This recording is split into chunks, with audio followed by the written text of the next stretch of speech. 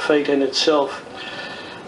So we'll move on a little bit, and we talk about here the hongi, which is a traditional part of Maori welcome. And something we need to appreciate this is that it's a sacred aspect of their culture with the hongi. It's a traditional Maori welcome, and you touch your nose and your forehead.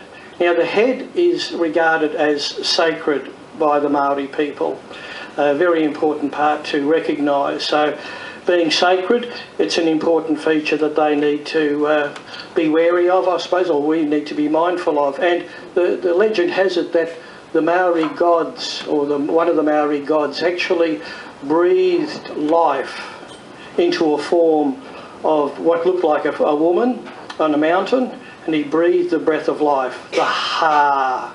So when you touch your nose and forehead with a Maori, you exchange your breath, the breath of life, as it were. So the ha is sacred, and you are no longer regarded then as a manahuri, which is a visitor. You are now regarded as a tangata, tangata wenua. You are now a person of the land, and that's what Maori actually means, tangatu wenua. It's a person of the land.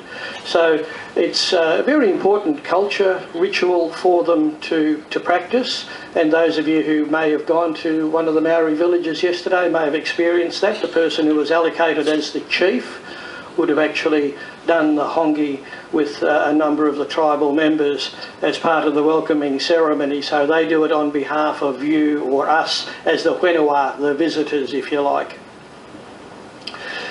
Another aspect that we look at is the tā moko, and that's, a lot of people call this a tattoo.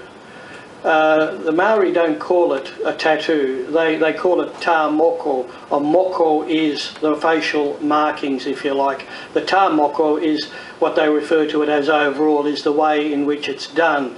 And again, it's a deeply spiritual aspect for Maori to actually have the tā moko, which is an adornment, and it signifies beauty and belonging.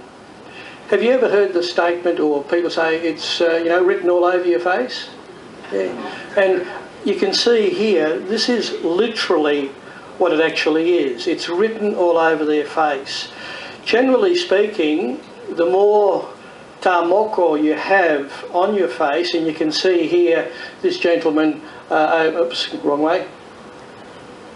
This gentleman over here, if it works, he actually is a, where are we? He is a chief, what they call a rangatira, a very well-known, famous chief, if you like, of the Maori tribes.